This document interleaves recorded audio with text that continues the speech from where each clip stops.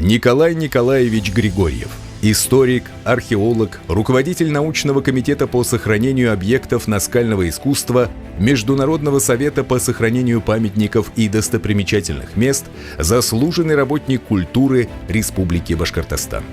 С 2011 года занимается разработкой научно-проектной документации по сохранению памятников истории и культуры. Ведет активную работу по выявлению и изучению памятников археологии различных периодов на территории республики и соседних регионов.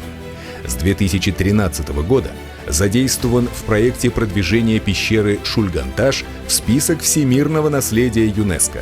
Занимался разработкой проекта модернизации системы управления пещерой, а также участвовал в разработке проекта создания историко-культурного музейного комплекса Шульган-Таш. Выступил научным руководителем проекта экспозиции музея, руководил археологической экспедицией, открывшей в пещере древнейшее в мире изображение двугорбого верблюда.